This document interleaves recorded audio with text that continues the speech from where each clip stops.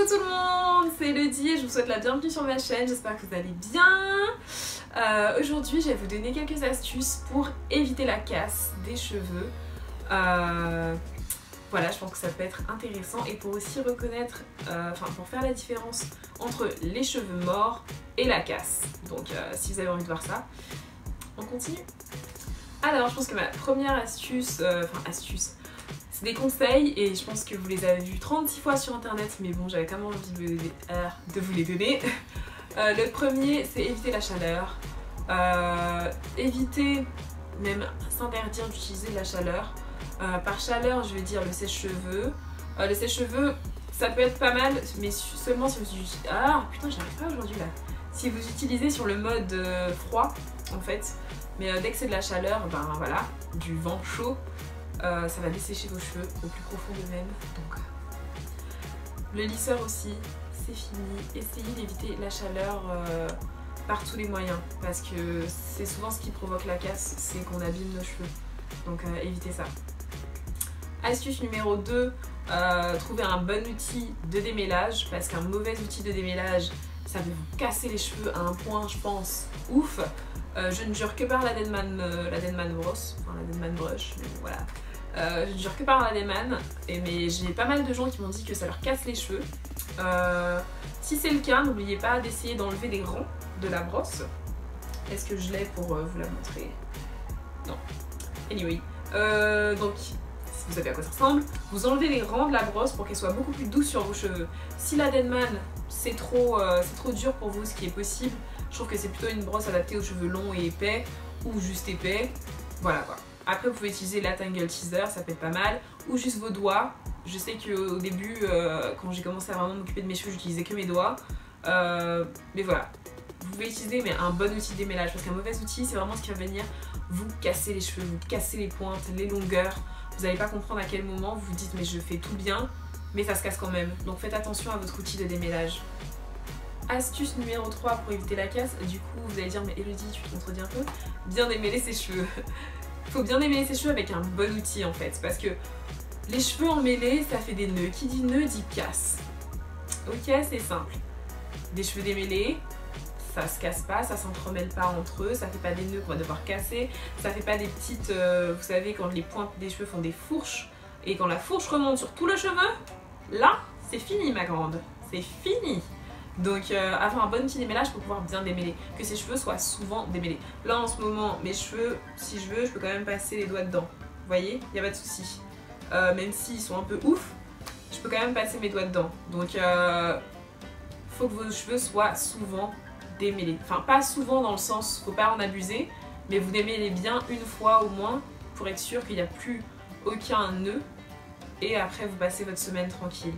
Mais faut bien passer un bon temps à démêler, même si vous n'avez pas envie, c'est chiant, c'est lourd.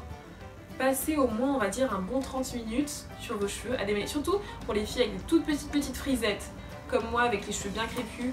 On démêle, on prend son temps et on démêle bien, on commence par les pointes et on remonte et on démêle bien, ok. Faut qu'on soit sûr à la fin que nos cheveux soient démêlés et après on passe notre semaine tranquille. Mais faut pas le faire à demi-mesure quoi, le démêlage c'est important, ça évite vraiment les nœuds. Astuce numéro 4 pour éviter la casse, toujours dormir dans un bonnet de satin. Mon bonnet de satin, voilà le mien, il s'est pété et je l'ai recousu, d'accord. Dormir dans un bonnet de satin, je suis pas trop sexe hein. Mais toujours dormir dans un bonnet de satin. Si vous aimez pas les bonnets en satin, un foulard. Si vous aimez pas les foulards, vous n'aimez pas avoir quelque chose sur la tête parce que c'est pas sexy et tout quand vous dormez à côté de B et tout ça, je veux bien comprendre. Donc achetez une tête d'oreiller en satin, d'accord. Une tête d'oreiller en satin c'est pas mal. Ou vous avez rien à faire, vous dormez dessus. Voilà. Si vous êtes très prudente, vous mettrez un bonnet plus une tête d'oreiller. Mais ne jamais dormir sur du coton les filles quoi, non. Zut, ça casse tellement en fait et je m'en suis tellement rendu compte que les frottements entre vos cheveux et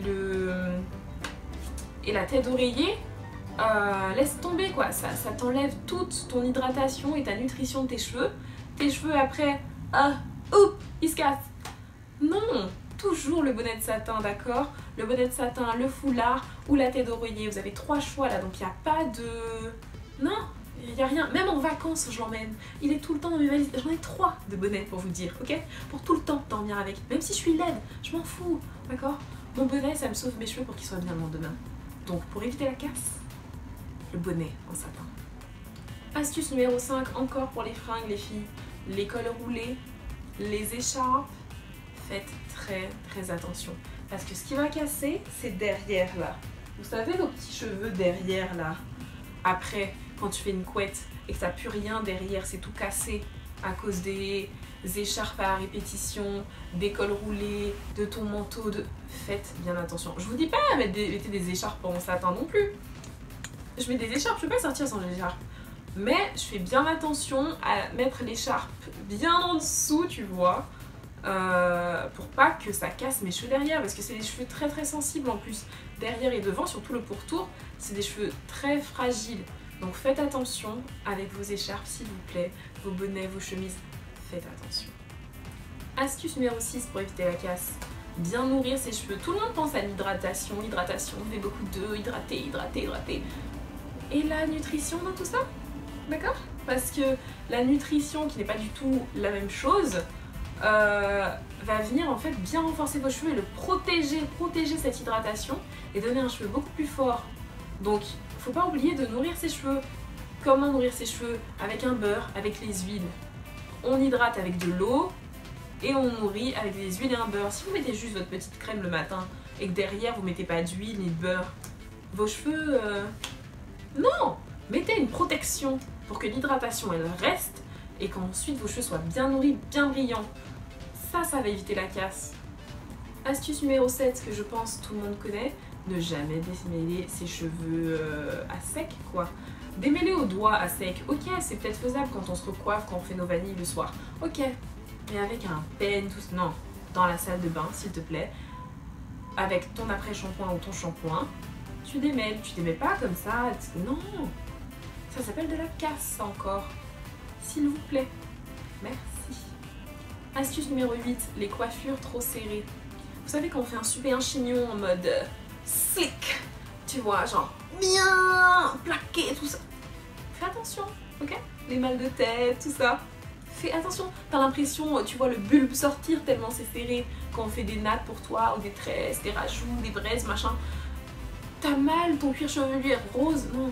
Faites attention s'il vous plaît les filles, faites attention, ça m'est souvent arrivé ce genre de choses. On veut faire un chignon tellement propre, tellement... Non, je préfère que mon chignon soit coiffé, décoiffé, plutôt qu'avoir les cheveux cassés. Astuce numéro 9 pour éviter la casse, respecter l'équilibre protéines, hydratation, nutrition. Les protéines c'est important, vos cheveux sont faits de protéines, de kératine. Il faut respecter, vous savez parfois vos cheveux sont beaux, ils sont magnifiques, ils sont hydratés mais il manque quelque chose, ils sont un peu genre...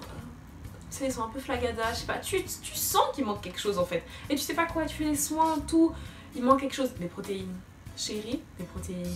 Il t'en manque la protéine, ça va venir bien galber ton cheveu, regalber ta courbe, refaire ta frisette bien formée.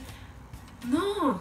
Si vous avez énormément de cheveux cassés et que pourtant vous les hydratez, vous les hydratez tout le temps, essayez un soin protéiné.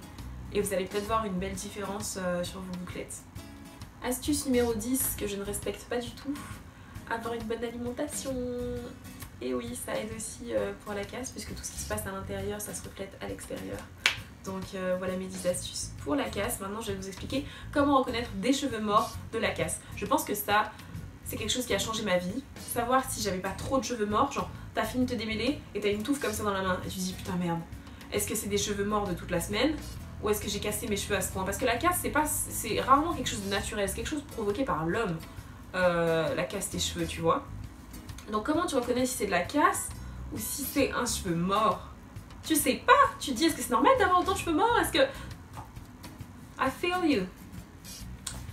Ça va être simple. Pour, en fait, les cheveux morts, donc c'est un cheveu sur toute sa longueur qui part du crâne, qui meurt, tu vois, qui s'en va. Alors que de la casse, c'est des tout petits morceaux de cheveux. Donc je vais essayer de vous trouver un cheveu mort, tu vois, je vais essayer de trouver un cheveu mort. Voilà, par exemple, ici, non vous allez pas voir en vrai, je sais pas si vous verrez quoi que ce soit, je sais pas. J'ai un cheveu donc très long, putain personne va rien voir tu vois, Mais là j'ai un cheveu très très long. Et ici, je vais essayer de vous... J'espère que vous verrez hein, quelque chose. Hop. J'ai un cheveu cassé. Donc des tout petits morceaux de cheveux. En fait, quand vous avez fini de vous démêler les cheveux, ce que vous faites, c'est que vous prenez tous les cheveux et vous triez. Vous triez et vous regardez. Est-ce que vous avez plein de longs morceaux de cheveux qui sont eux des cheveux morts? Vous pouvez même parfois voir le bulbe. Ou est-ce que vous avez plein de petits morceaux de cheveux? Et les petits morceaux de cheveux, c'est des cheveux cassés en fait. C'est ça la casse. Donc le seul moyen de bien voir, c'est de prendre ses cheveux quand on a fini de démêler et qu'on en perd. Et vous triez, vous regardez si vous avez plein de longs cheveux et quelques petits cheveux, c'est pas grave. On va forcément casser nos cheveux. Enfin, c'est inévitable. Faut qu'il y ait un bon ratio, faut qu'il y ait genre 80% de cheveux morts, 20% de casse. Mais s'il y a 50-50, il y a un souci dans notre routine. Faut revoir quelque chose. S'il y a 90 de cheveux cassés, vous voyez, c'est comme ça qu'on reconnaît les cheveux morts. Ce sont de très longs cheveux, avec parfois un bulbe. Et les cheveux cassés, c'est les tout petits morceaux de cheveux en fait que vous perdez. Voilà. Voilà les filles, cette vidéo est terminée. J'espère qu'elle vous a pas mal aidé. J'espère que je vous ai appris des choses que vous saviez pas, vous donner des conseils que vous connaissiez pas, ou juste peut-être je vous ai juste rappelé les bonnes choses. Mais voilà, bon, vous me direz en commentaire si vous avez d'autres astuces pour éviter la casse, si vous avez des astuces pour booster la pousse, ce que vous pensez, si vous avez d'autres astuces aussi pour repérer les cheveux morts, les cheveux cassés, ce genre de choses. Et puis dites-moi si vous avez aimé. N'oubliez pas de liker, de partager, de commenter, vous savez déjà. Donc je vous fais plein de bisous d'amour.